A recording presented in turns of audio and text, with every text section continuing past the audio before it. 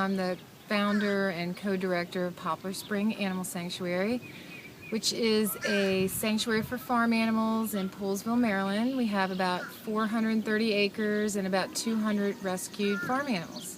And how did you start all this? How did you guys get into this? Well, my husband Dave and I moved to this farm back in 1987, and we were not even vegetarian at the time. We moved to a farm that had a bunch of beef cattle, and we were excited to meet them, and we got to know them, saw that they all had personalities, and fed them apples, named them, and then one day watched them being trucked off to a slaughterhouse. And that's what changed our lives. We became vegetarian and then vegan, and then wanted to do even more when we found out that farm animals were exempt from the anti-cruelty laws. We tried to report some of the abuse that we saw on local farms, including this one, and we were told that there was nothing that the shelters and animal control could do because they were exempt from the laws, and that was really outraging to me. I was, surprised by that. So I started looking into it and saw that there were other animal sanctuaries and thought that would be a really cool thing to do. So I was working at the National Zoo in DC, and I have a degree in animal science, and I'm a licensed vet tech, and so it was sort of a natural thing to just quit my job at the zoo and start doing a sanctuary. We talked to the owner of the farm, and she was really happy to let us do a sanctuary here.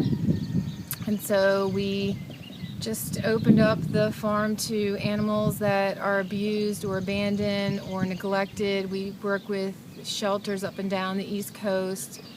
We take in animals that are found on the side of the road sometimes, and a lot of them from mostly starvation cases. It seems like that's pretty much, it has to be something really horrific for them to be able to confiscate a farm animal. We have a little over 200 animals here, so we're pretty stable at that number, because since we don't adopt out our animals, we have to only take in as many as we can fund. We run totally on donations, and we're limited by our barn space and by our funding. How can people help out, and if they want to contribute to this awesome farm you got going on here? Yeah, thanks. They can go to our website, which is animalsanctuary.org, and see all the different ways they can help out. We're always looking for volunteers. People can come out. Every morning we do the animal care, and volunteers help us out.